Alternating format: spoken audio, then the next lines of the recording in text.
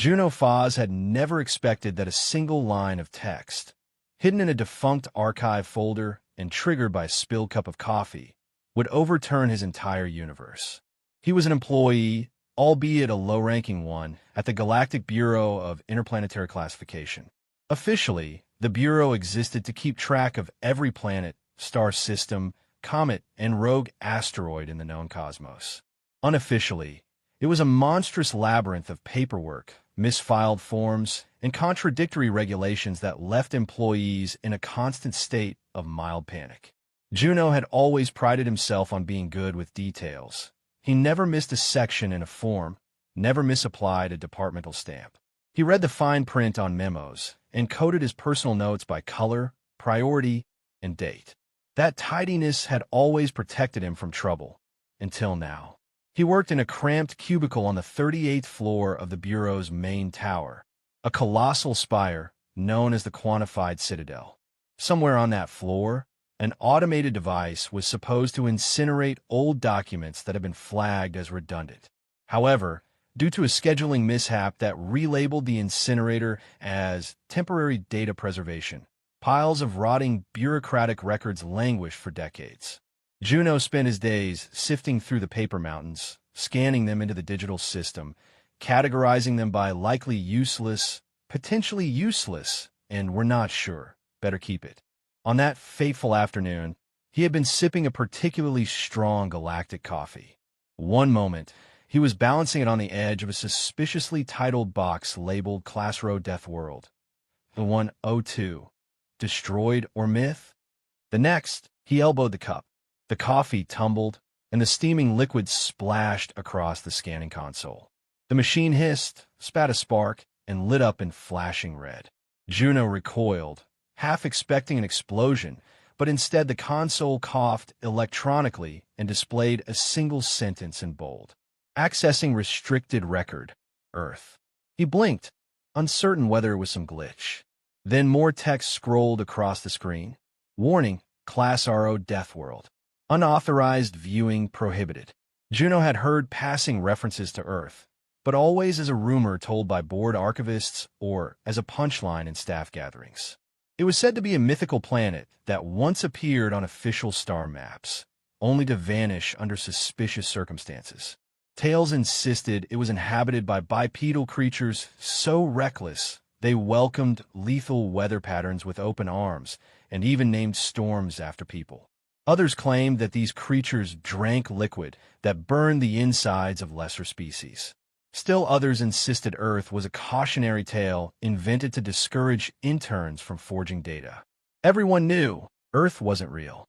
Yet there it was, blinking on Juno's screen. The file was locked behind at least 7 disclaimers, all stating that continuing to view it was not just a violation of protocol, but might also result in unanticipated cosmic consequences. He should have shut down the console, alerted his supervisor, and filed a damage report. But Juno's curiosity spiked. The words Class Row Death World scrolled incessantly, sending a jolt of nervous excitement through him.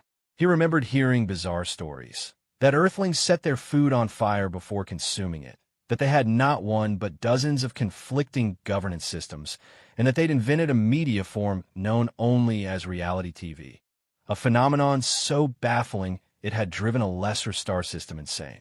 He pressed the proceed button. The console, in a surprisingly polite tone, asked for additional clearance. Juno, fueled by a surge of adrenaline, bypassed the prompt with an archivist override code typically used for reshelving extinct star records. The console beeped, and to his astonishment, a set of coordinates popped onto the screen. They pointed to a quiet corner of the galaxy, unremarkable except for the red label. P-102 Earth. Juno stared at it, coffee dripping off the console onto his perfectly polished shoes. It was no myth. The planet existed, or at least it had existed. He quickly downloaded every file referencing Earth, thinking he could piece together what had happened. Then came a klaxon. Red lights began swirling on the ceiling, and an automated voice announced, "Notice, forbidden data breach. Earth files accessed." Juno's heart dropped into his stomach. Within minutes, an emergency meeting was called on the 40th floor. He was marched in front of a cluster of senior officials with solemn expressions, all sporting outlandish titles like Director of Pan-Galactic Nomenclature and Deputy Assistant of High-Stakes Filing. Hovering behind them was a tall, stern figure, Bull Rax, his direct supervisor, known for his fanatical devotion to the Bureau's labyrinthine rules. The moment Juno arrived, Bull Rax glared and demanded an explanation. Juno carefully recounted the coffee spill, the glitch, and the sudden revelation of Earth. The officials exchanged alarmed glances. Earth, it seemed, was not just a rumor. It was a memory they had collectively tried to erase. One official, wearing a sash labeled Head of Discontinued Celestials, cleared her throat. "We have two problems," she said. "One, you have opened a restricted file about a planet we deemed too problematic to exist. Two, this planet's coordinates have been re-verified by your unauthorized scan." Everyone turned to Juno, as though he'd committed a personal act of cosmic vandalism. He shifted uncomfortably and tried to explain it was an accident, but the official waved him off. "Accident or not, the data is in our system now. We must respond." They conferred in hushed tones for nearly an hour, occasionally glancing at Juno with suspicion. Words like danger, farce, and irrational species drifted through the air. Then Bull Rax made a pronouncement. "We cannot risk letting this fester. We will assemble a small exploration team to confirm Earth's status and gather evidence of whether it poses a real threat to interplanetary order." Juno's stomach lurched. He had a dreadful feeling about this. Usually, the Bureau handled potential threats by burying them in 900-page directives. The fact they wanted an actual mission spelled serious trouble. Within a day, the official statement was circulated. A specialized group would be formed to assess Planet E-102. This group, of course, had to include Juno Faz, whose unique familiarity with the file made him indispensable. That was Bureau speak for "it's your fault, so you're stuck with it." In addition, they pulled 3 other unfortunates from the depths of bureaucratic obscurity.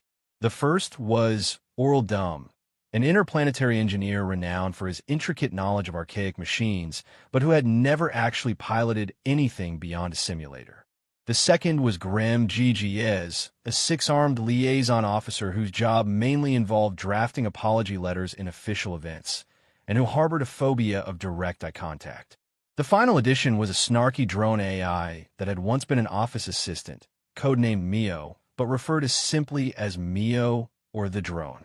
Its personality was an experimental setting that the Bureau had apparently never reset, so it defaulted to a brand of sardonic commentary that made it simultaneously irritating and oddly endearing. Their mode of transport arrived in the Bureau's docking bay, the Crimson Paperclip. The battered vessel looked more like a neglected cargo ship than a high-stakes exploration craft. Once, it had been intended as a mobile administrative center, equipped with printers and file cabinets instead of decent weaponry. Due to a shipping error, someone had installed a rudimentary warp drive but neglected basic safety features. The result was an awkward, mismatched spacecraft that had spent most of its existence collecting dust after failing inspection. Now, the Crimson Paperclip would carry them into the unknown. As Juno stood on the gangway, scanning a maintenance log rife with disclaimers, Oral Dumb poked at a console that squealed under his touch. "This is a fine piece of archaic technology," Oral said in a half-admiring tone. "There's an entire spool of vacuum hose in the engine bay that might be older than we are." Gigi tried to nod politely, her 6 arms fidgeting with the edges of her uniform. Mio, floating a few inches off the ground, remarked, "If this is the ship, I suggest everyone finalize their funeral arrangements before liftoff." They took off with a sputtering thrust, leaving behind the Bureau's towering spire.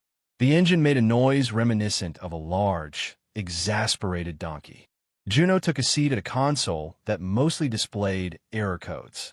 He typed in the newly discovered coordinates for Earth, half hoping they wouldn't register. But the star map lit up in red, guiding them to a remote sector at the fringe of explored space. The moment they engaged the warp drive, the onboard AI, less sarcastic than Mio, but perhaps more devious, warned them of possible integration anomalies. Everyone braced for motion. The ship lurched sideways, then vanished in a swirl of swirling lights. The journey to Earth turned out to be fraught with bizarre stops. They had to pass through multiple checkpoint stations run by petty officials who demanded random fees, like warp lane access costs and non-resident docking surcharge. At one station, Oral dumped an hour verifying they had a valid license for out-of-database planetary investigations, to which Gigi discovered the Bureau had never properly assigned them. She improvised a forged certificate. Juno silently prayed no one would realize the form number she cited, Z11. H was historically used for cosmic pastry regulation. Mio contributed by mocking the station personnel in subdued beeps, which Gigi insisted sounded dangerously sarcastic, but fortunately no one understood AI blips well enough to take offense. Once they cleared the final checkpoint, the ship soared into an unclaimed stretch of galaxy. The star fields were calm, the cosmic background a serene tapestry. Juno breathed a little easier until the engine started stuttering. "I'll fix that," Earl said. He rummaged in the engine room for half a day, rearranging cables, trying to interpret ancient diagnostic screens. The warp drive flickered, and they found themselves in a strange pocket of space that threw their sensors into disarray. For a solid minute, each crew member hallucinated an Earth-based scenario. Gigi saw a line of humans waiting for something called bubble tea, while Oral glimpsed bright neon signs advertising fried Twinkies. Mio calculated the possibility of the pocket dimension being an echo of Earth's cultural anomalies. Juno, woozy from the distortion, snapped out of it to find the ship floating near an average yellow star, with a small blue-green planet turning serenely in the distance. "Coordinates confirmed," Gigi announced, arms trembling. "That's Earth." Juno wanted to say something grand, but all that came out was a muted, "Well, we made it." The ship's scanners picked up no sign of advanced planetary defense. Instead, they registered clusters of metallic objects in orbit, satellites of some sort. Many were inactive. The rest were broadcasting signals that confused the translator. Juno caught snippets, weather forecasts, commercials, and a baseball game's static commentary. "They still have sports," Oral mused. "That's either a good sign or a horrifying one." They maneuvered carefully, but the warp drive coughed again. The ship was drawn into the planet's gravity, forcing them to attempt a landing. Mio groaned in synthetic annoyance, predicting a 27% chance of catastrophic demise. The crimson paperclip plummeted through Earth's atmosphere. Alarm screamed. Gigi tried to steady her breathing. Oral wrestled with the engine, cursing under his breath. Juno clung to his seat as the hull rattled. Then, in a final, hair-raising descent, they crashed onto a sloped rooftop. Shingles crunched, a billboard collapsed, and eventually the ship slid to a halt in a parking lot behind a store lit by neon letters reading Pizza 24/7. Dazed, the crew looked out through a cracked viewport. They saw a stretch of tarmac, a few rows of parked cars, and beyond that, a small street. Night had fallen. Tall lamps cast a yellowish glow across the asphalt. Moments later, a curious figure in jeans and a hoodie approached, face illuminated by a handheld device. They expected screaming, fleeing, or perhaps aggression. Instead, the figure simply said, "Dude, that's the most realistic spaceship prop I've ever seen. You guys LARPing or filming?" Juno tried to greet him in an official capacity, forgetting that Gigi was supposed to handle first contact. The human barely seemed startled by Gigi's 6 arms or Oral's elongated skull. "Sick costumes," he noted, yawned, and told them the local bar was down the street if they needed to get some drinks after the show. Then he strolled off as if nothing unusual had happened. No one panicked. No crowds formed in terror. Car headlights passed by, occasionally slowing for a second to watch the peculiar sight, then continuing onward. Within an hour, a few more people drifted over. One tried to take selfies with the half-dented spaceship. Another asked if they needed help calling a tow truck. When Oral attempted to speak about cosmic significance, the human offered them a half-empty bottle of soda. The fizz smelled sweet, but Juno recalled that Earth beverages were rumored to be potent. He sipped it cautiously, only to find it tasted vaguely like carbonated sugar. Meanwhile, Mio hovered about, scanning the surroundings, complaining in short pulses that the environment was too casual, not at all living up to the Death World hype. By the next morning, the sun revealed a quiet suburban sprawl. Houses with neat lawns lined the nearby roads.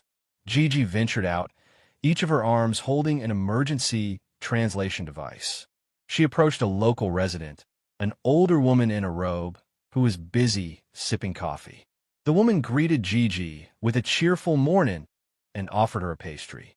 Gigi trembled at the thought of ingesting Earth cuisine. She mumbled a polite refusal. The woman shrugged and said, "Suit yourself, Han," then strolled back inside. Observing this from the safety of a half-open hatch, Juno couldn't decide if he was relieved or alarmed. They spent the next few days attempting to learn about local customs. There was no immediate sign of advanced defense or doomsday weaponry. The humans they met acted as if visitors from the sky were either normal or not worth fussing over. When the crew tried more formal introductions, they received blank stares. "Hey, I'm Bob. Good to meet ya," was a typical response.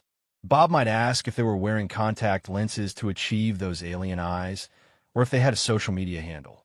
The subtle wonder was overshadowed by everyday concerns, like errands and grocery shopping. Occasionally, a child would point and exclaim, but the parents would hush them and assume it was part of some elaborate publicity stunt. Oral discovered something called a hardware store and spent hours wandering the aisles, marveling at how many specialized tools humans had created. He picked up a barbecue grill, examining its mechanism for cooking with open flame. The user manual had pictures of people smiling while flipping meat over raging heat. "These people, they dance with fire," Oral whispered, thoroughly perplexed. Gigi, meanwhile, had a run-in with a group of neighbors who invited her to a backyard gathering. She witnessed an open pit of burning coals covered with sizzling chunks of meat as laughing individuals poked them with metal tongs. She nearly fainted, convinced it was a sacrificial rite, yet the group only patted her back and offered her a paper plate. The phrase "Black Friday sale" emerged, stirring confusion among the crew. Gigi found references to massive discounts that drove humans into frenzied shopping. Mio extrapolated that the tradition might be an annual culling event.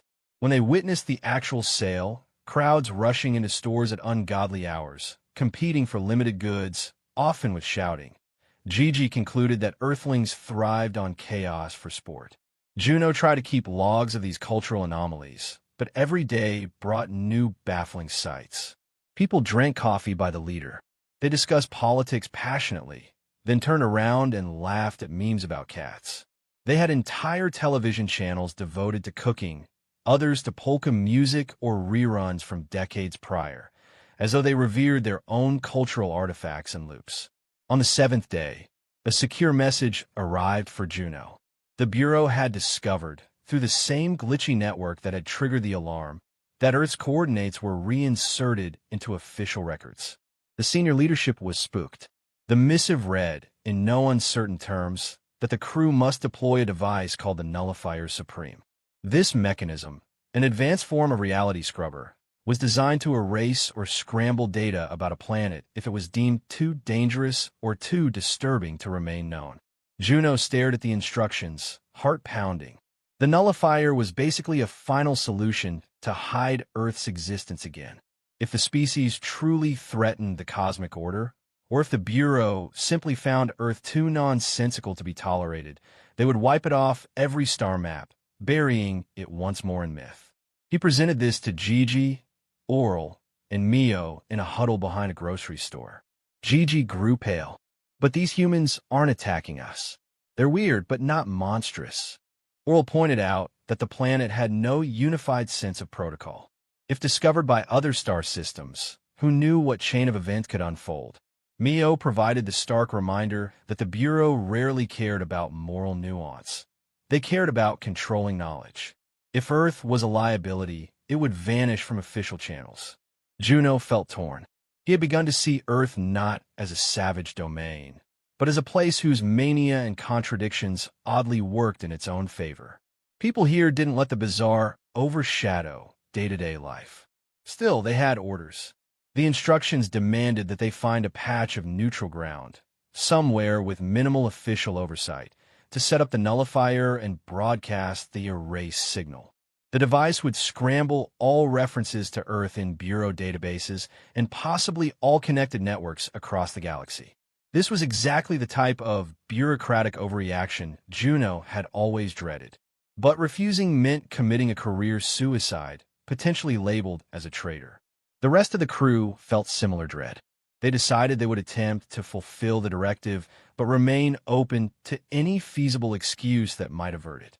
Early in the morning, they took the Crimson Paperclip, barely functional, but still capable of local flight, over a stretch of suburban roads and landed it in the huge parking lot of shopping complex. The complex was a cluster of big box stores. The plan was to discreetly set up the nullifier near the edge, far from prying eyes. However, they overlooked one factor: the local seniors' walking club, an unstoppable force that roamed that parking lot each morning. While Juno and Gigi tried to calibrate the nullifier's settings, a group of 5 older humans appeared, led by a feisty woman named Myrtle. She had a sharp gaze and a walker that had been modified with reflective tape and perhaps a metal spike on one side.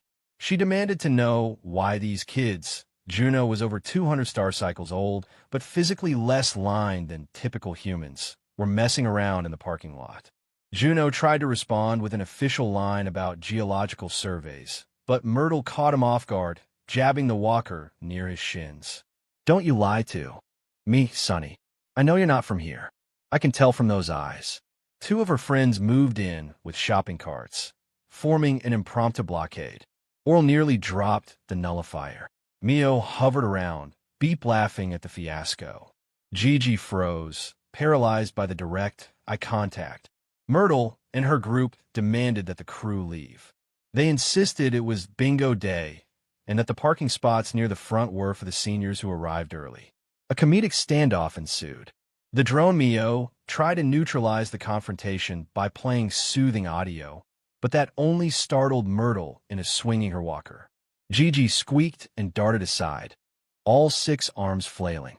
In the confusion, the nullifier toppled. Its control panel beeped ominously, then flickered.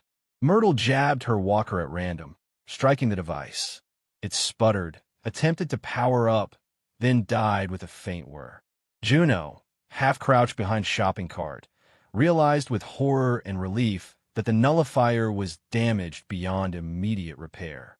Earth wouldn't be erased from the records, at least not that day. A small crowd had gathered, some filming with their phones. One bystander shouted, "Awesome UFO performance, guys." Another asked if there were some kind of strange cosplayers. The seniors, having fended off what they perceived to be a hazard to their bingo tradition, huffed triumphantly. That night, the crew found themselves sitting in a run-down motel room, the nullifier in pieces on a battered table. Oral examined its wiring. "We need specialized microcapacitors to fix this," he muttered. The Bureau's instructions said once activated, it can't be shut off without self-destruct. But now it's partially activated and fully broken. Mio piped in, "So basically we've bungled it enough that Earth is safe, unless we can fix it and do the job." Juno stared out a grimy window. He felt a strange calm. Something in him realized he had no desire to fix it. "We're stuck here anyway," he said softly. "The paperclip systems are badly damaged. Repairs could take weeks." Gigi sank onto a chair, arms crossing. "So, do we just do nothing?" Juno met her eyes. "Yes, I think we do nothing." In the days that followed, they rationalized their inaction by telling themselves the Bureau would eventually contact them with new instructions, maybe a more advanced device or a more direct approach. But communications had grown spotty in Earth's atmosphere. The signals they sent were either jammed or so delayed that any reply came in scrambled. Rumors abounded that the Bureau was uncertain how to proceed, as half the leadership insisted Earth remain a hush-hush matter, while the other half wanted official statements. Meanwhile, the crew had no choice but to integrate into local life. They discovered the best ways to get around without raising eyebrows. Wrapped themselves in baggy clothing, wear hats or sunglasses to hide alien features, and carry themselves with mild nonchalance. Surprisingly, assimilation wasn't hard in these suburbs. Orl found a part-time gig repairing household appliances, astounded at the intricacy of Earth's coffee machines, blenders, vacuum cleaners, and toasters. He kept sending minor update logs to Juno, saying things like, "They build marvels to simplify trivial tasks. It's illogical. It's amazing." Gigi, to her own shock, got swept into a yoga community. Her multi-limb form allowed her to perform poses that earned applause, even if she had no concept of the spiritual or fitness aspect. She also discovered an entire market for holistic therapy, where people mostly wanted to talk about their feelings. She politely listened and occasionally offered cryptic cosmic phrases that participants found profound. Mio started a comedic vlog, floating around with a small camera, capturing Earth's oddities. It posted them to the internet, which had no idea whether the channel was real or a hoax. Comments ranged from, "This is such a creative animation," to "Fake, but I love it." Juno himself wrestled with the biggest internal conflict. He was the primary link to the Bureau, the one who had triggered this entire fiasco. But the more he observed Earth, the more he marveled at the humans' capacity to adapt, to celebrate, to squabble, and then to move on. The planet was a jumble of contradictory societies. Some areas were tranquil suburbs, others were hectic urban sprawls. People simultaneously believed in scientific rigor and bizarre superstitions. They fought over small issues and united over equally small victories. They invented advanced technology, but also cherished traditions that made no sense. And they had no real reaction to four-space travelers living among them. One afternoon, Juno felt a pang of guilt as he strolled down an aisle in a megastore, seeing entire shelves dedicated to pet costumes and something called pumpkin spice everything. He realized how easily a cosmic power could dismiss these people as nonsensical. But maybe that was the beauty of Earth. It didn't need to make sense to function. A few weeks turned into a month. The Crimson Paperclip sat behind an auto repair shop, half covered by a tarp.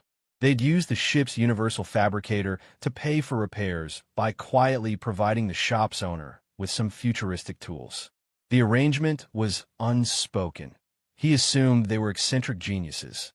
Meanwhile, a new directive arrived from the Bureau, garbled: activate, eliminate, Death World, further notice.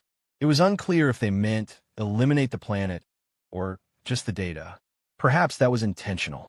The scrambled message ended with a single line in all caps, and no exceptions. Juno quietly closed the message, showed it to Orl and Gigi, and said, "We can't fix the nullifier. We can't contact them, so we stall." Mio beeped ironically. "Yes, let's pretend we're diligently working on it while sipping these cappuccinos." And so they lingered, witnessing more of Earth's ridiculous wonders. They spent an evening in a sports bar, bewildered by the emotional roller coaster humans invested in a game where players kicked a ball around a field for 90 minutes. Another day, they visited a carnival featuring spinning rides, funnel cake, and a dunk tank. Orl was especially fascinated by the concept of paying money to drop someone in the water for fun. Gigi inadvertently became an expert at carnival games, her 6 arms giving her a perfect aim. Her small stash of stuffed animals grew every day. Juno found that, despite the planet's mania, he felt strangely at peace. No cosmic conspiracies loomed overhead, no final checks on a form that decided entire star systems' fates, just day-to-day chaos that everyone took in stride. Eventually, Bull Rax himself arrived in orbit. They only learned of his arrival because, one night, they heard distant thunder that turned out to be a Citation cruiser descending into Earth's atmosphere. The following day, Juno spotted a severe, official figure on the local news. Bull Rax had attempted to land behind a hardware store and ended up in a confrontation with a group of employees who insisted he move his spacecraft. Within 48 hours, Bull Rax was somehow roped into giving a speech at a city council meeting where he tried to threaten them with interplanetary sanctions. The locals, unimpressed, responded by inviting him to a barbecue. The news segment was comedic, showing the tall, furious official brandishing thick documents in front of a backyard grill. The anchor concluded the story with, "Whatever it is, it's bringing new life to this small town. They've even got the alien guy to try hot dogs." Alarmed that Bolrax's presence meant serious business, Juno and his team scrambled to figure out their next move. They tracked him down to the courtyard of a local municipal building. Bolrax recognized Juno with a mixture of relief and anger. "You incompetent fool," he snapped. "I gave you direct orders to handle Earth. This death world must not remain on any star map. Instead, I find you lazing around like a vacationer. You do realize the entire Bureau might unravel if word spreads that Earth is real, brimming with unpredictable madness." Juno tried to reason with him, explaining that Earth was not an immediate threat, that it functioned despite its chaos. Bolrax would not hear it. "We have a protocol," he shouted. "I'll do it myself." He pulled out a device reminiscent of the Nullifier, but bigger and more menacing. This was the Nullifier Supreme 2.0. He declared he would eradicate Earth's reference in the cosmic ledger and, if necessary, incinerate the planet in some bureaucratically sanctioned manner. Gigi flinched, Oral shook his head, Mio snorted an alarmed beep, and Juno's heart raced. He realized that Earth wasn't just a planet full of comedic confusion. There were real people here, forging their bizarre but vibrant lives. Bolrax marched off to find neutral ground for the device, the same giant shopping complex the crew had visited weeks earlier. On this day, it was a Sunday, meaning the parking lot was packed with shoppers. Dismissing the crowd, Bolrax set the new nullifier in the center, flipping open a control panel. Loud mechanical whirs erupted. People stared. Some asked if this was a promotional stunt. Rax barked at them to stand aside, but that only piqued more interest. In less than 10 minutes, a ring of curious onlookers formed. The seniors from a walking club also materialized. Myrtle recognized an official threat to her territory and marched in with her walker. The device began pulsing red, preparing to broadcast a wave that would scramble Earth's existence in the cosmic registry. Gigi and Oral pleaded with Rax to consider the moral ramifications, but he insisted that bureaucratic order took precedence. Then Myrtle advanced. She demanded to know why this tall, scowling man had set up a noisy contraption on the walkway to the department store. Rax shouted something about interstellar compliance, but she and her seniors only heard that he was blocking their path. Myrtle's walker crashed into the nullifier's legs. The machine wobbled. Alarms beeped. Shoppers gasped. A couple of older men joined in, brandishing shopping carts. It turned into a strange scuffle. Bolrax was unprepared for their ferocity. One lady actually threw coupons at him like shurikens. The discount codes fluttered around Rax's face, making him sputter. Meanwhile, the nullifier beeped dangerously. Rax tried to re-stabilize it, but Myrtle's walker again bashed it. The device's lights flickered and shorted out. Earth's presence in the cosmic database remained unscrambled, but the device, overwhelmed by input errors, threatened to self-destruct. Panicking, Rax jabbed the override. The nullifier flared in brilliant sparks, then promptly fizzled. A puff of smoke rose.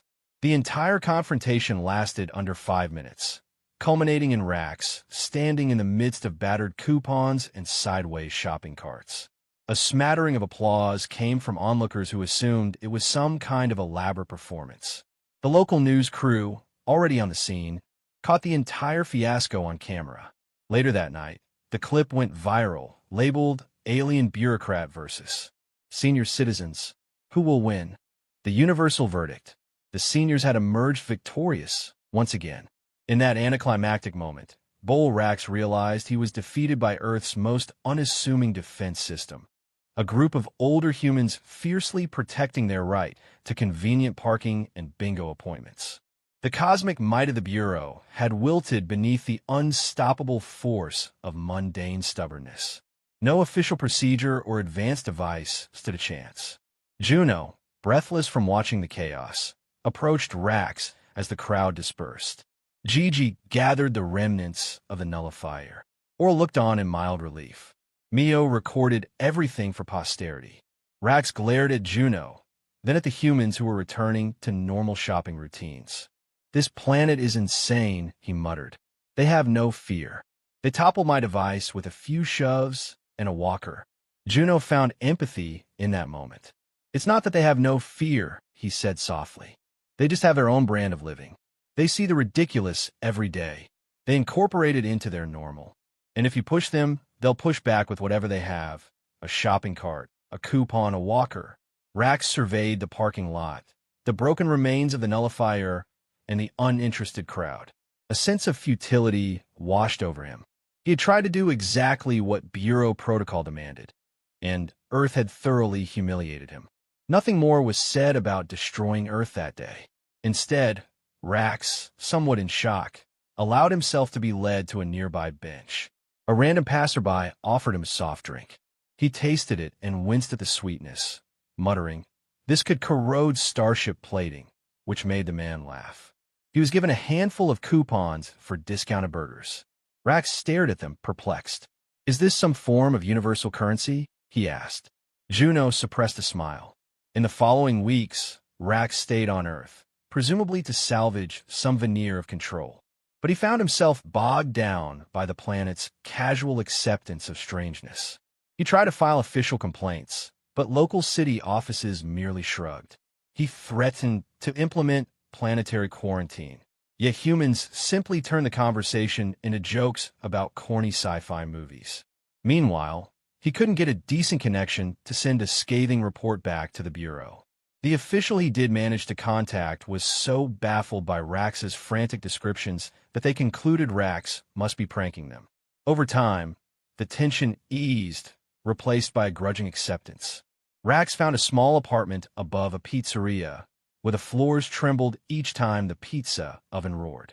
He ironically enjoyed the pizza, though he insisted on removing all toppings because it was safer that way. Juno and the team visited often, discussing their next moves. The Bureau kept sending sporadic, contradictory directives. Some demanded immediate results.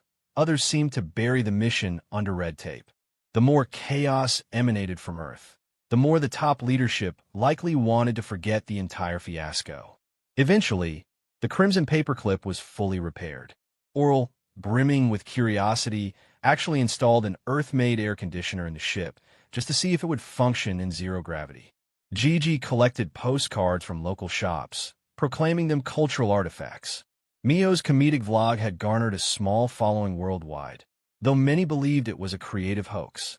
Juno realized that, for the first time in his life, he was in no hurry to return to the Bureau.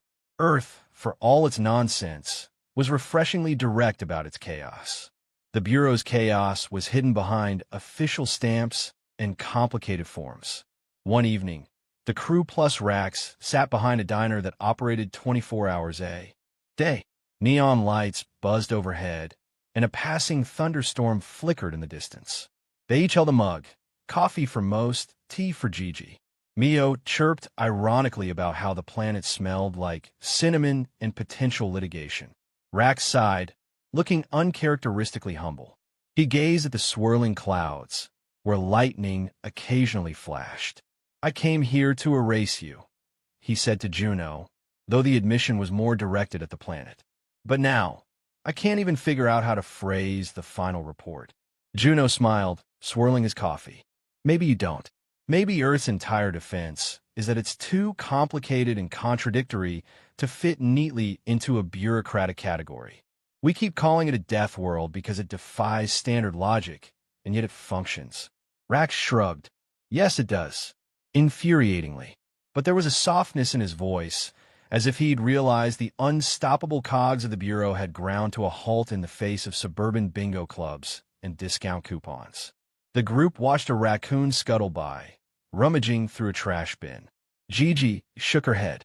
"If the galaxy wants to find Earth, they can," she said. "But if they do, they'd better brace themselves." That night, Juno typed up a short missive to the Bureau from a rickety motel desk, using the last functioning link they had. He wrote, "Earth is real. It is not a threat in the traditional sense. We suggest classification, unquantifiable. Further action is meaningless. He attached no supporting documents, no forms. Then he hit send. If they responded, it could be days, months, or never. The Bureau might bury it all in red tape or file it under unresolved. Perhaps that was for the best. In the weeks that followed, the little squad found themselves increasingly embedded in Earth's rhythms, shopping for groceries, learning local jokes, discussing bizarre sitcom plotlines. Gigi occasionally had dinner with a yoga buddy. Oral took on odd jobs, fixing electronics for a side income. Mio's vlog soared in popularity, with viewers arguing about whether the floating AI, with sarcasm, was a marketing gimmick. Juno discovered a curious serenity in aimless walks through neighborhoods. He'd watch children playing, older folks tending gardens, and commuters rushing to offices. Everyone had their own brand of madness, yet they made it work. When the Crimson Paperclip's final checks passed inspection, Juno convened the others. "We can leave," he said, "if we want, or we can stay. The Bureau hasn't exactly demanded our presence in a while." Rax, pacing near the gangway, looked torn. "I have a duty," he said, but his voice lacked its usual conviction. "I owe them a final account." Juno thought of the device fiasco. If you want to submit something official, it might take centuries for them to parse. We can do that from orbit. No one's forcing you to vanish. The group decided on a compromise. They would remain in Earth's orbit or on the surface for an indefinite period. Possibly forever. Possibly until the Bureau sorted out its confusion. Earth itself had quietly embraced their presence, letting them melt into the background of daily life. On a breezy afternoon, they all gathered around a newly purchased grill in front of the auto shop that had repaired the paperclip. Gigi practiced flipping burgers with her multiple arms, still unnerved by the open flame, but determined to blend in. Oral set up music from an old boombox. Mio recorded the entire cookout, occasionally floating in front of passers-by to gather comedic footage. Rax stood off to one side, wearing an ill-fitting t-shirt emblazoned with an American flag, as though trying to camouflage himself as a local. He still wore a grim expression, but he was no longer ranting about cosmic law. Juno sampled the sizzling food, discovering that barbecue sauce was simultaneously sweet, tangy, and a touch spicy, a microcosm of Earth itself. A few neighbors stopped by, drawn to the free food. They were greeted not by fearsome aliens, but by an odd but welcoming group, some with extra limbs or elongated skulls, who nonetheless offered a smile and a plate. In a sense, that moment encapsulated Earth's contradictory yet endearing nature, a place that refused to conform to galactic norms, forging its own bizarre routines that inevitably drew you in. Much later, as twilight settled, Juno stepped away from the laughter and chatter, finding a quiet vantage point near the spaceship. The neon glow of a nearby convenience store cast a soft reflection on its hull.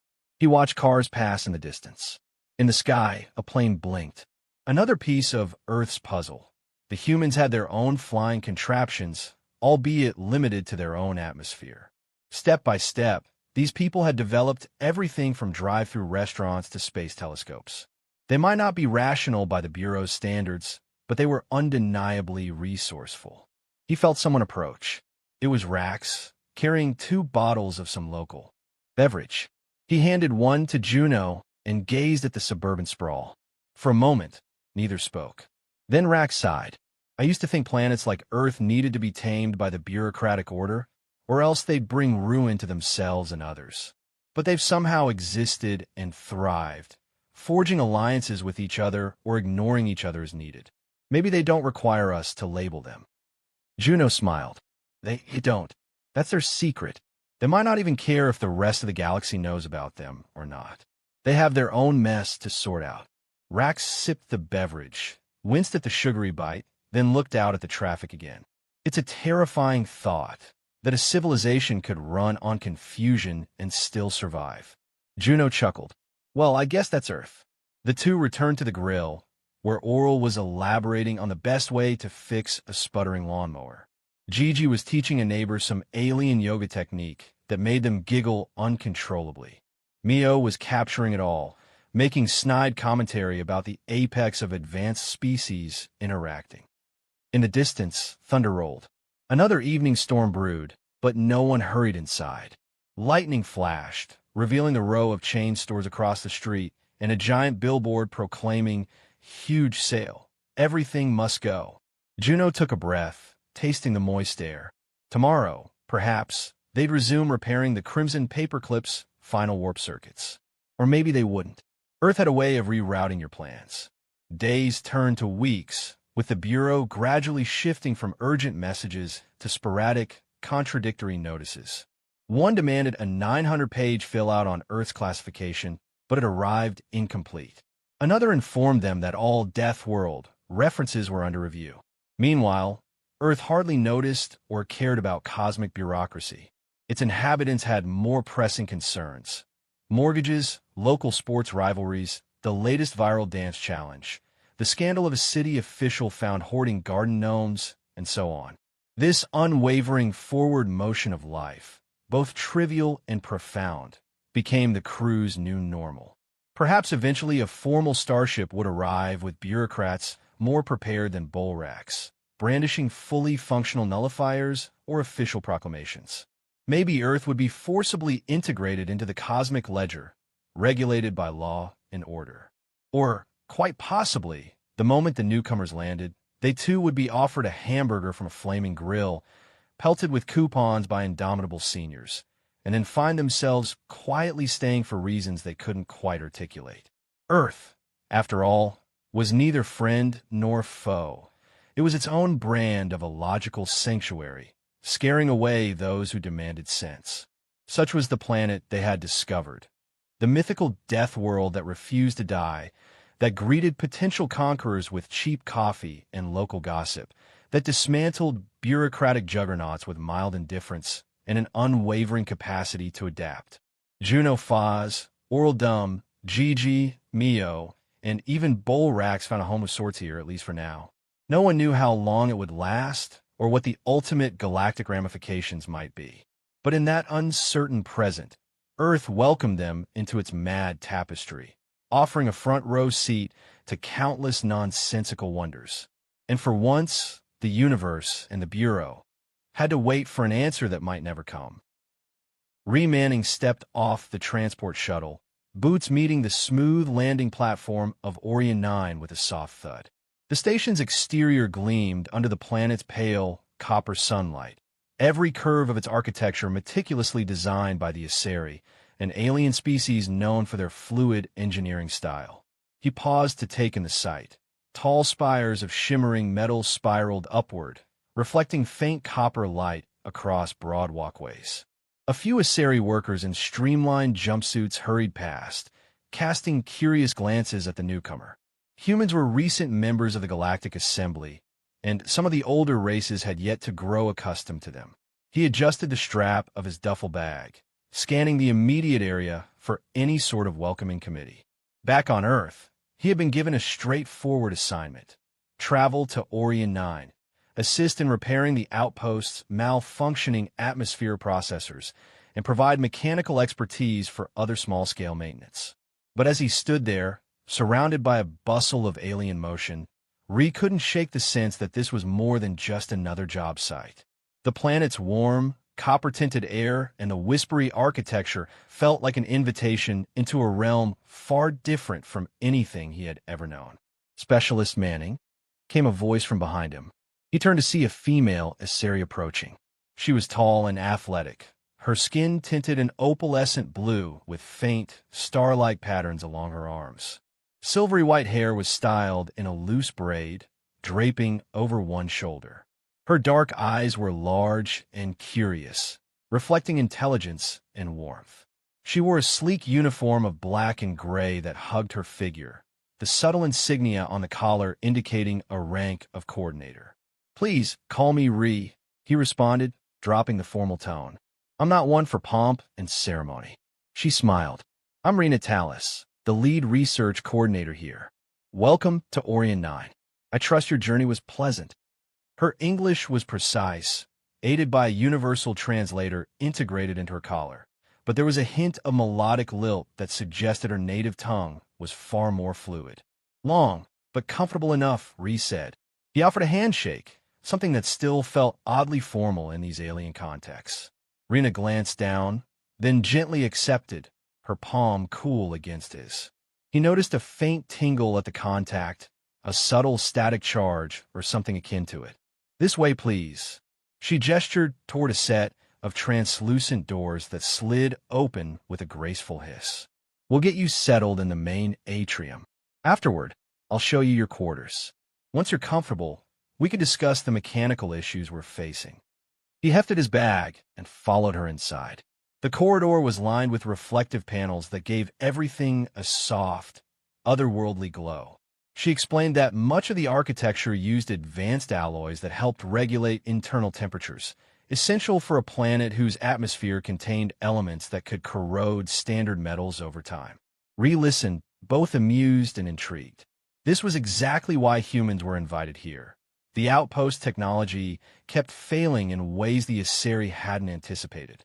The planet's environment, though visually stunning, was turning out to be full of small surprises. Their walk ended at a spacious atrium with gently curving ceilings and layered walkways spanning multiple levels. Ambient lights glowed along the walls, and various Aseri, plus a few other alien species, strolled across the polished floor.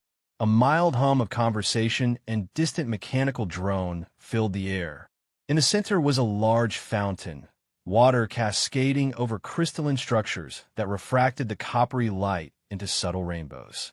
Ree paused, marveling at the serenity of the space. "We keep the environment as close to Earth norm as possible," Rena said, noticing his interest. "We have a variety of visiting species here, including humans. It's a small but diverse group." "I wasn't expecting it to be so tranquil," he admitted. "Most outposts I've seen are more industrial, functional. But this place has style." She dipped her head in modest pride. "The Aseri do value aesthetics. We believe form can elevate function. Of course, it doesn't stop the atmospheric processors from malfunctioning." Her gaze darted toward a wide corridor to the left. "The living quarters are this way. I assume you'd like a moment to drop off your things?" "Sure," he said. "Lead on." Rena guided him through a side hall. As they passed, Ree noted the half-curious, half-wary stares from a few Aseri in the distance. He had grown used to that in the short time humanity had been a member of the Galactic Assembly. Humans were notoriously adaptable, a trait that was either admired or regarded with suspicion by older civilizations. Ree, for his part, found their caution understandable. He tried to respond with a friendly nod whenever someone locked eyes with him, though most looked away the instant he acknowledged them. Soon they arrived at a room marked in both Aseri script and English. "Human quarters, Manning." The door recognized Rena's biometric signature, sliding open to reveal a living space that was bigger than Ree expected. A bed, desk, and a compact lounge area were arranged in a comfortable layout, the furniture clearly designed with humans in mind. "This is perfect," he said, stepping inside. He dropped his bag on the bed, lightly pressing down on the mattress. It had just the right amount of give. "Thanks for making me feel at home." Rena nodded, a small smile curving her lips. "I'll give you some time to settle. But first, you should know we have a communal dining area on level 5. You may find our cuisine unusual, but we've tried to adapt it to human preferences. We can meet there if you'd like, once you've rested." He could almost feel his stomach growl at the thought. "I'll definitely need to eat soon," Ree said with a laugh. "See you in, say, half an hour?" "Works for me," she replied. "Until then, specialist." With a small wave, she left the room, the door sliding shut behind her. Ree took a moment to breathe. The atmosphere in his quarters felt slightly humid, but not uncomfortably so. He stripped off his jacket, then splashed some water on his face in the wash area. As he looked in the mirror, he saw a man of about 32, hair the color of straw and eyes that still held curiosity despite the many places he had been. Nothing particularly remarkable, he thought, except perhaps the faint scars on his forearms from past missions and a quiet confidence that came from years of tinkering in tough environments. He was definitely no superhuman, just a guy who liked to fix things. It struck him as odd that he was now part of an interspecies cooperation project on a distant planet. Life sure had turned strange after Earth joined the assembly. When the time came, he headed up to level 5. The dining hall was alive with chatter. A row of automated dispensers offered various meal choices, labeled in a Sari script and translated into halting English. Ree picked something that seemed akin to fish fillets, though it had a pinkish hue and a swirl pattern. It smelled vaguely briny, which was at least familiar. He spotted Rena at a circular table near a window. She lifted a hand in greeting. He walked over and sat across from her, carefully placing his tray down. "How's the food so far?" she asked, genuinely curious. He sampled a bite of the pink, fish-like substance. It tasted faintly of shellfish and melon, but wasn't unpleasant. "Could be worse," he joked. "I've had more dubious meals in Earth's old military mess halls." "So you were military before becoming a specialist?" she asked, her interest clearly piqued. 8 years in the Terra Marine Corps, he confirmed. Learn mechanical maintenance, how to survive in hostile environments, that kind of thing. Rena studied him thoughtfully for a moment. "That explains your build," she noted without the slightest trace of self-consciousness. Her eyes flicked to his arms, which were still toned from daily workouts. Ree felt a flush heat the back of his neck. He remembered reading that Asari were far more direct when discussing physicality. He decided to steer the conversation somewhere safer. "What about you?" he countered. "Coordinator, that suggests some leadership or academic background." "I specialized in xenobiology," Rena said, taking a sip from a luminescent green drink. "In fact, that's part of the reason I'm stationed here. Orion 9 has unique flora and fauna with evolutionary traits paralleling Earth's, despite developing light years apart. My job is to compare and contrast the patterns." "Xenobiology, huh?" Ree took another bite and glanced at her. "Then you might be able to answer a question that came up earlier. One that might have been misunderstood." Her cheeks darkened slightly, turning a deeper shade of blue. "You mean the eating females comment?" He choked back a laugh at her careful phrasing. "Yes, that one." Rena set her drink down. "I suspect we might have misunderstood your meaning. One of our research topics here actually concerns local insectoid species whose males literally consume the females during mating. So when you made that remark, it sounded bizarrely similar. But if I recall correctly, you said it's more figurative with humans. Something sexual?" He lowered his voice, though no one seemed to be eavesdropping. "It's just a euphemism for oral sex. Some humans describe it as eating out, but it's definitely not cannibalism. It's about giving pleasure with your mouth." She blinked, eyes widening. Her skin tone shifted again, showing subtle, swirling patterns. "Fascinating. How prevalent is this behavior in human culture?" "Pretty common," Ree said, feeling slightly awkward but also amused. "It could be an intimate part of foreplay, or just another way to show affection." Rena's curiosity was palpable.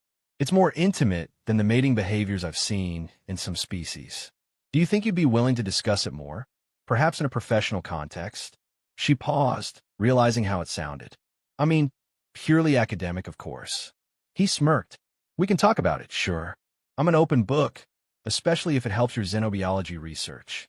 Though I prefer to keep certain details personal." The corners of Rena's lips curved. "Understood. I appreciate your willingness to contribute to our knowledge. Humanity is still somewhat mysterious to many of us." They continued their meal, switching to safer topics like environmental differences and mechanical specs of the outpost. Ree mentioned some quick assessments he had done of the atmospheric processors and water reclamation systems. Rena nodded along, occasionally adding bits of data from the station's logs. By the time they finished eating, Ree felt more at ease. He and Rena had established a friendly, if somewhat unusual, rapport. A short while later, she accompanied him to the main engineering bay, a large cylindrical chamber filled with consoles, half-dismantled equipment, and a few Asari techs meticulously examining circuit boards. Ree introduced himself, shook hands with the staff, and dove right into examining one of the atmospheric processors. Rena lingered to observe, arms folded casually. Every once in a while, she asked a question that showed a keen interest in how Earth technology had advanced to become so compatible with that of the older alien races. Eventually, Rena was called away to attend a meeting, leaving Ree to focus on troubleshooting. His mind stayed on her, though, replaying the conversation about eating. It had been amusing to clarify such a personal concept, yet he felt surprisingly comfortable doing so. Maybe it was her directness, or perhaps the novelty of talking about something so intimate without the usual Earth taboos. Regardless, he found himself already looking forward to their next interaction. When his shift ended, Ree packed up the tools and headed back to his quarters. As he walked the curved corridors, he reflected on how quickly life could change. One day you're on Earth, turning wrenches in a groundside workshop, and the next you're on an alien world, explaining oral sex to a beautiful researcher. He chuckled at the absurdity of it all, shaking his head. Little did he know how significant that conversation, and that woman, would become. He slept fitfully, dreaming of swirling lights and whispered questions about the intricacies of human intimacy. In these dreams, Rena's face glowed, and her voice resonated with a hypnotic echo.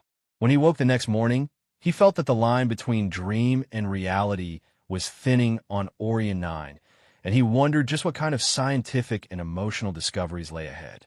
He found out soon enough. Late the following day, after a full schedule of diagnosing circuit boards and analyzing the corrosive elements in the planet's atmosphere, Rena sought him out with a mixture of excitement and embarrassment in her expression. She cornered him in a side corridor, a place with minimal foot traffic. "We're having a departmental briefing soon," she said, keeping her voice low. "I'm afraid I mentioned our conversation from yesterday to a few colleagues." He raised an eyebrow. "Which part?"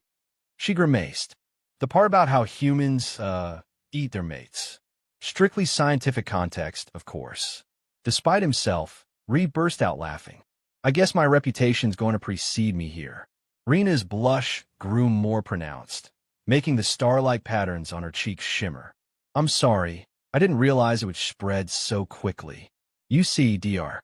Pax is always eager for new research angles, and he found the notion of such intimate oral contact fascinating, especially since some Aseri nerve clusters are located differently.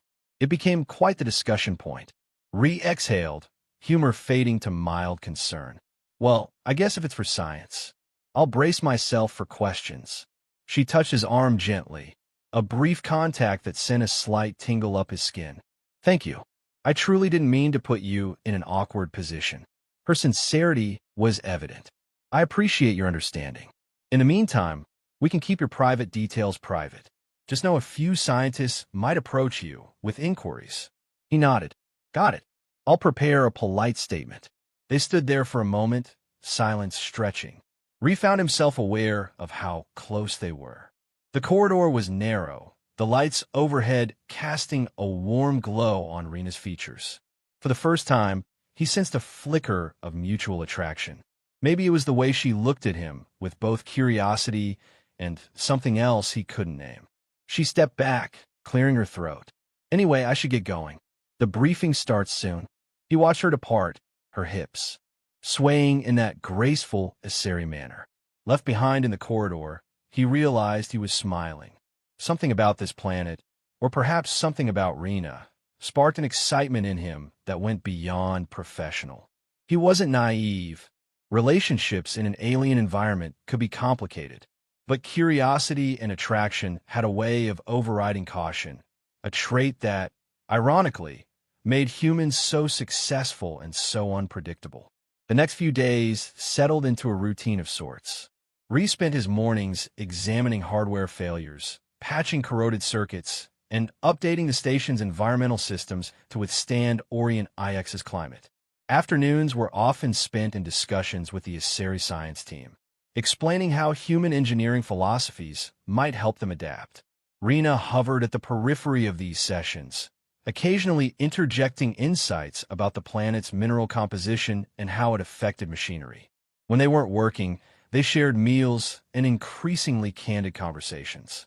It became almost normal to dissect sensitive subjects like human intimacy or Aseri mating customs over a tray of alien cuisine. Ree found Rena's direct approach refreshing, and though he sometimes blushed at the frankness of her questions, he enjoyed teaching her about his culture. In exchange, he learned that Aseri nerve endings were concentrated in unusual places, like the nape of the neck and the sides of the torso, providing heightened sensitivity. It explained why a casual touch on her arm might cause her skin to shift color. One evening, they ended up working late to fix a glitch in the water reclamation unit. The lab was quiet except for the hum of pumps and the occasional beep of a diagnostic console. Ree was underneath a panel, flashlight in hand, cursing softly at the tangle of wires. Rena stood above him, reading data off a screen. "Try reconnecting the orange cable," she suggested. The readout indicates a short in that line. He grunted in acknowledgement. A moment later, sparks flared. "Damn it!" He pulled his hand back, shaking off the sting. Rena crouched beside him. "Are you all right?" "Just a tiny shock," he said. "I'm used to it." Without hesitation, she reached out and took his hand, inspecting the slight reddening on his palm. Her touch was cool and soothing. Ree felt his heart pound, suddenly aware of how close they were. The corridor lights were dim, giving the lab a faint twilight quality. "You sure you're okay?" she asked softly, brushing her thumb over his palm. That single motion sent a small jolt of warmth up his arm, as though his body recognized something in hers. "Fine," he whispered, though his breath was uneven. She looked up, eyes large and questioning. He wasn't quite sure what overcame him, but the next thing he knew, he was leaning forward, pressing his lips to hers. Her lips were cooler, a subtle difference in body temperature, but the kiss was soft and electric. They lingered like that for a heartbeat, 2 heartbeats, then pulled apart. Rena's cheeks had darkened, and her skin took on a faint shimmer. Ree's mind spun with a dozen thoughts. Had he crossed a line? Was this acceptable in a Aseri culture? Did he just ruin a budding friendship? But Rena's quiet smile and the gentle press of her hand against his cheek dispelled those worries. "That was unexpected," she breathed. "Sorry," he said, though he wasn't entirely sorry. "I don't know what came over me." She shook her head. "No, don't apologize. I'm just processing." She glanced at her palm. To Ree's astonishment, it glowed faintly. "This is new," she murmured.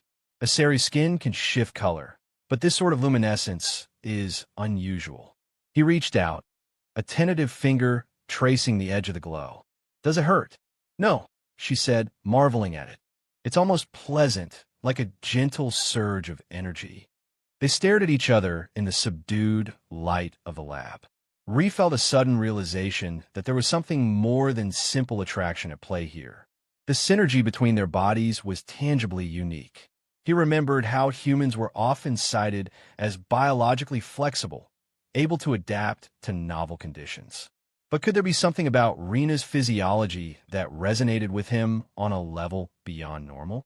She cleared her throat and gently released his hand. "We should probably finish this repair and run a diagnostic. We could talk about this afterward, if you'd like."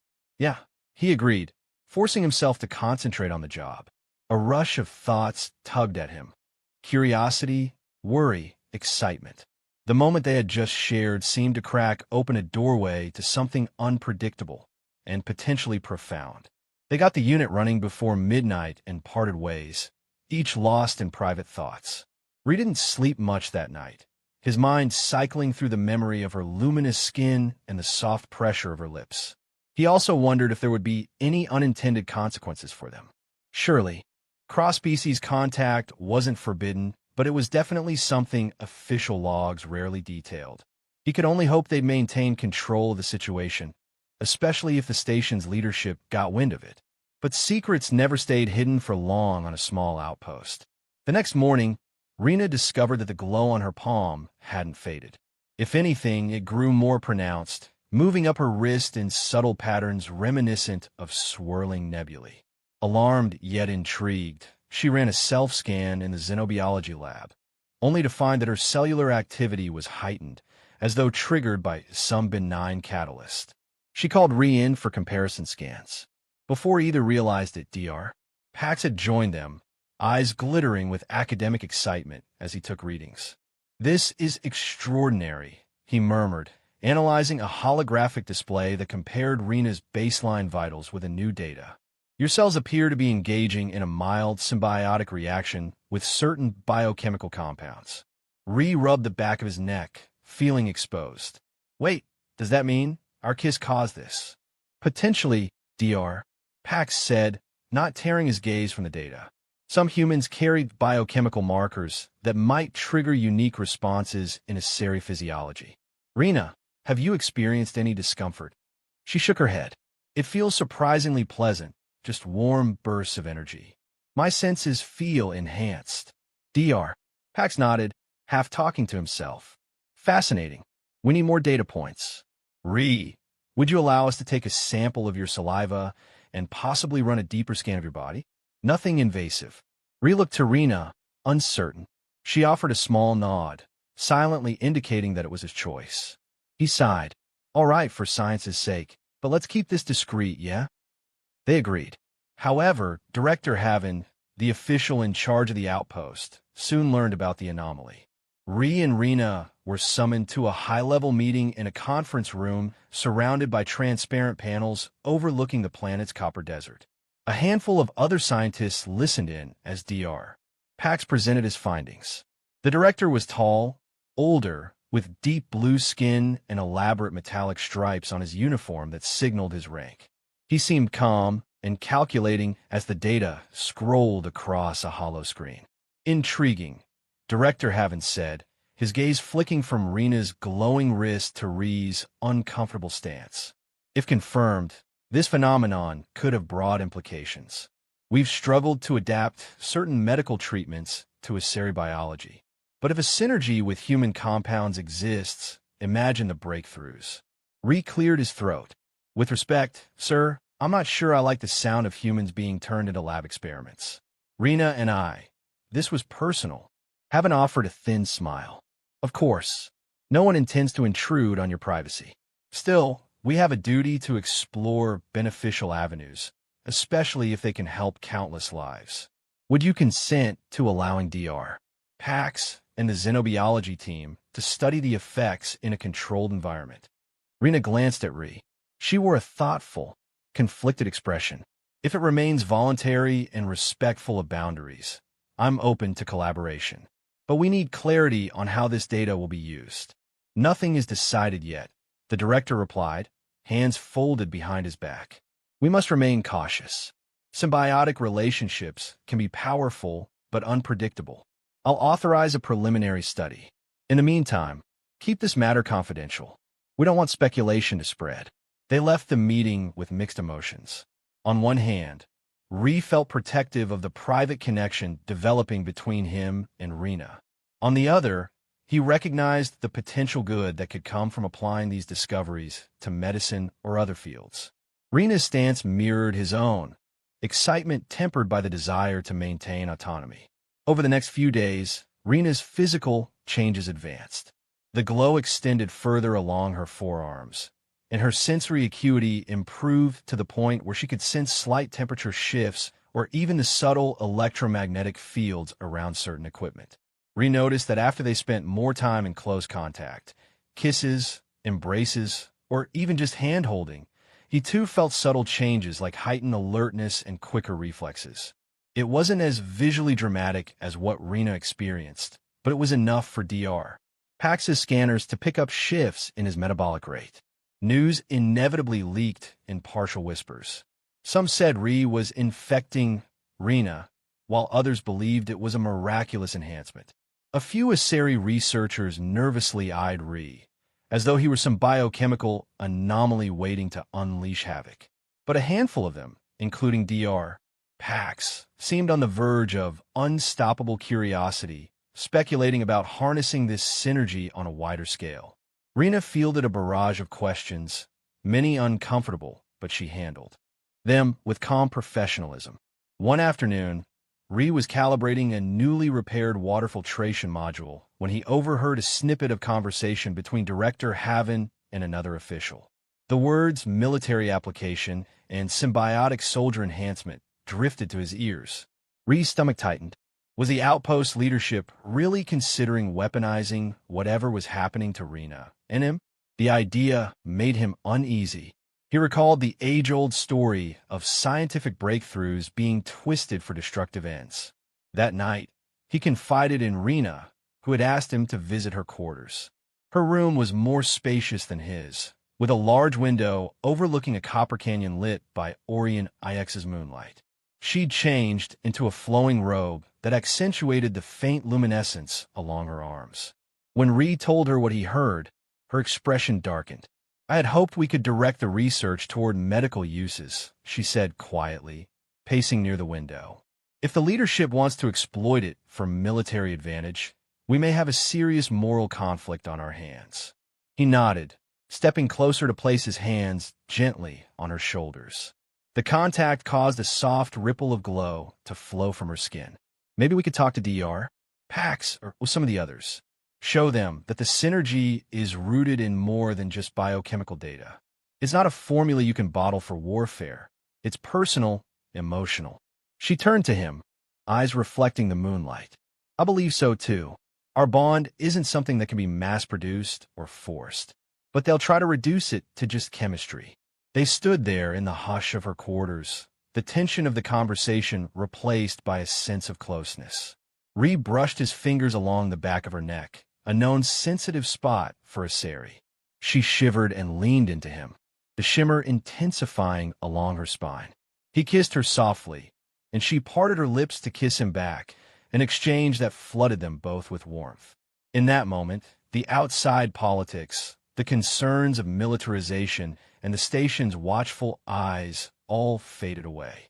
It felt like they were discovering a deeper layer of existence, a connection that transcended typical boundaries of species.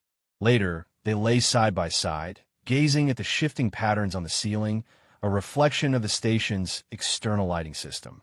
Rena traced her glowing fingers along Ree's arm, leaving small trails of warmth in their wake. "I'm not just a curiosity," she whispered, "and you're not just a stepping stone for them to create an army. We have to show them it's more than that." He nodded, lacing his fingers through hers. "We'll figure it out, together." The following week became a roller coaster. The outpost scientists ramped up their observations, urging Ree and Rena to submit to various tests. They measured everything from Rena's new neural pathways to Ree's metabolic changes. But as the data piled in, Ree caught unsettling hints that Haven was sending confidential reports to higher authorities, each referencing Project Symbiosis with a special classification. The more Ree looked into the station's mainframe, using a few backdoor codes he discovered while fixing system bugs, the more it became clear that Haven was coordinating with a faction that wanted to develop enhanced Asari for strategic purposes. When Ree shared this news with Rena, her face went pale. "We have to stop this from going any further. Our synergy is not something to be exploited. We could be talking about unethical experimentation or worse." Their chance to confront Haven came sooner than expected. One afternoon, Rena received an urgent summons to a closed-door conference. She insisted Ree accompany her. Upon arrival, they found Haven addressing a group of officials, some Asari, some from other allied races, about the potential for harnessing the human, Asari biochemical synergy in controlled conditions. Ree immediately recognized the coded language that disguised militaristic aims as defensive capabilities. This synergy could open the door to unprecedented levels of healing and resilience, Haven explained, swiping at the holo display. Consider an Asari soldier, enhanced at the cellular level by consistent, safe contact with a human partner. Recovery times from injuries drop dramatically, reflexes sharpen. If done responsibly, it could safeguard the entire assembly. Rena stepped forward, voice firm. "With respect, Director, the synergy between Ree and me is not a simple formula. It's tied to emotional intimacy, trust, and unique physiological responses that aren't replicable by force methods. It's personal, not a resource to be harvested." Haven's lips formed a thin line. "We appreciate your input, Coordinator Talus, but the Assembly faces real threats. If we can protect countless lives through a new form of defense, shouldn't we explore every avenue?" "Not at the cost of morality," Ree interjected. "This was never meant for turning people into weapons. We came here for peaceful cooperation, to fix your atmospheric systems, not to breed super soldiers. A ripple of uneasy whispers spread through the assembled officials. Dr. Pax, who stood off to the side, seemed torn. Ree couldn't blame him. Scientific curiosity was a powerful force, but so was integrity. Perhaps it was the empathic bond forging between Ree and Rena that allowed him to see the moral lines so clearly. At that moment, Rena felt a surge of emotion. Ree sensed it too, a faint telegraphing of worry, anger, and resolve. She glanced at him, silently asking for permission. He nodded, stepping beside her. They clasped hands. A soft glow radiated where their skin touched, bright enough for everyone in the room to see. "This is what you want to replicate," Rena said, lifting their interlocked fingers. "But do you notice how it intensifies when we choose to connect, not when we're forced? Our synergy is linked to acceptance and genuine regard for each other. If you strip away the personal aspect, all you get is incomplete data." Haven's gaze narrowed. "It may be personal for you, but the benefits could be universal." "You don't understand," Ree said quietly, "because you haven't felt it. This synergy doesn't come from a lab process. It comes from something deeper, a bond that took time and trust to build." The room fell silent. Dr. Pax carefully stepped forward, clearing his throat.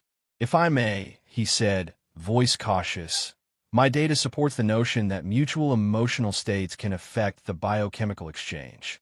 It might not be fully reproducible without willing participants. And if it's forced, we might risk damaging the Aseri host's physiology, or worse, creating unpredictable mutations." Director Haven's expression faltered. "We need more research, and if it proves safe, we must still present it to the Assembly Council. They'll decide if it's worth pursuing further." Rena's hand trembled in Ree's. "Let them decide," she said. "But let them see the whole truth, not a doctor version. Show them Dr. Pax's full findings, including the inherent ethical constraints." Reluctantly, Haven nodded. "Very well. I'll compile a comprehensive report. But this matter is classified until the council reviews it." "Understood." The meeting ended in a hush of unresolved tension.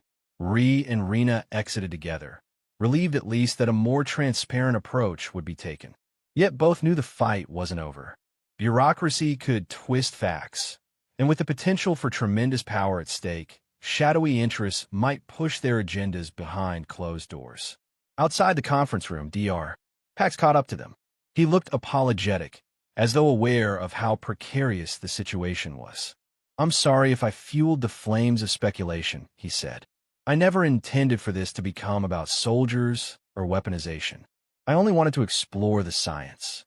Rena managed a small, genuine smile. "I know, Dr. Pax.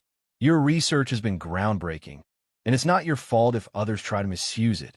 The scientist nodded, then gave Ree a significant look. "And I do believe there's more to your connection than just hormone surges and bioelectric fields. Rena's empathic capabilities are spiking beyond any recorded Aseri baseline. The next step in your relationship might break new ground in xenobiology."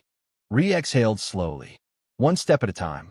In the days that followed, Haven compiled a thorough report, and an assembly of delegates arrived on Orion 9 to review the data firsthand.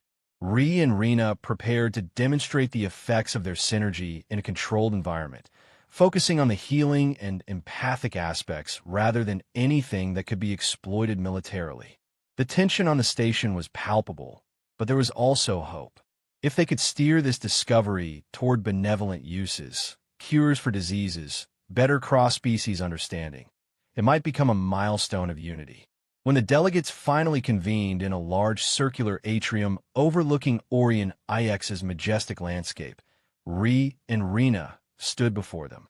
They showcased how Rena's minor injuries or fatigues could heal faster with consistent, consensual contact. Dr.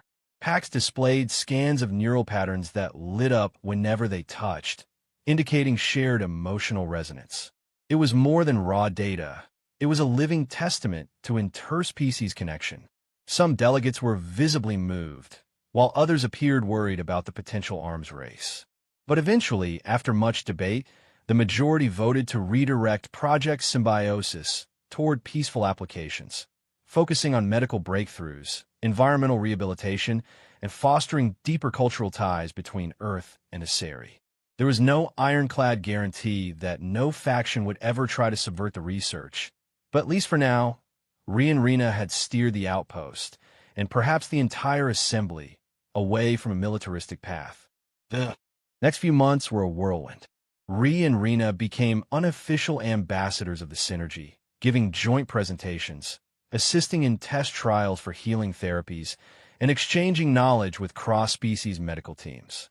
Orion IX's outpost expanded, adding new labs dedicated to exploring this phenomenon in a strictly ethical framework. Dr. Pax beamed with academic delight, constantly publishing updates on the progress. Director Haven, meanwhile, maintained a guarded acceptance, perhaps recognizing that transparent collaboration was the only politically viable stance. For Ree and Rena, their bond deepened. With each shared moment, whether working side by side in the lab, strolling along the station's balconies under the copper sky, or embracing in private, they experienced an evolving sense of unity. Ree discovered that if he focused intently, he could pick up faint echoes of Rena's emotions, almost like a whisper at the back of his mind.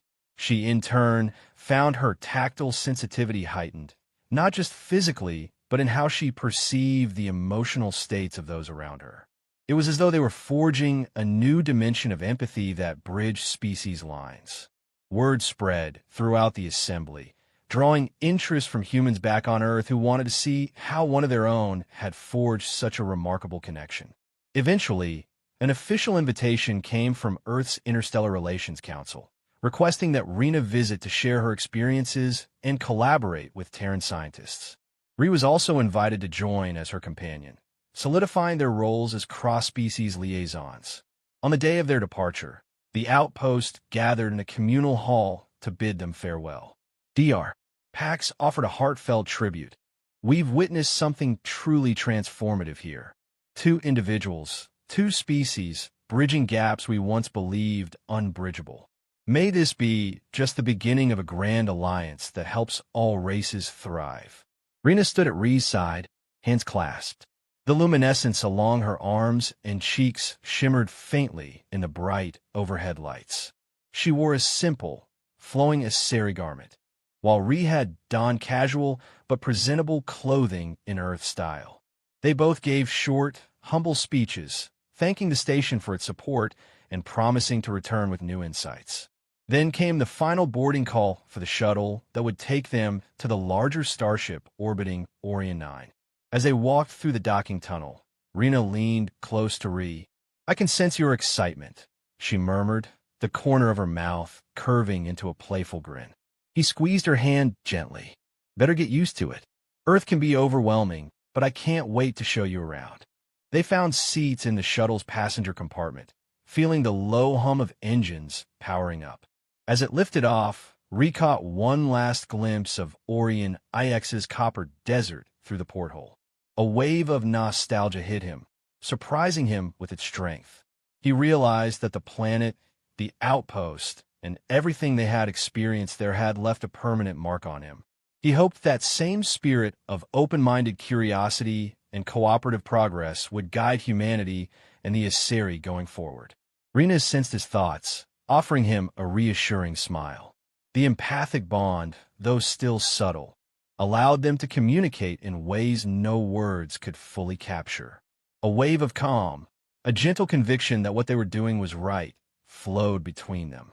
And so they departed, carrying with them the memory of how a simple misunderstanding, human males eating their females, led to one of the most significant breakthroughs in cross-species relations. In the end, it wasn't about devouring at all, but rather about discovering a delicate, intimate, and beautiful way for two worlds to merge their hearts, minds, and futures. Their story was only beginning. They would soon arrive on Earth to continue weaving this tapestry of understanding, showing both species that when individuals learn to truly connect, borders and boundaries become nothing more than faint lines waiting to be erased.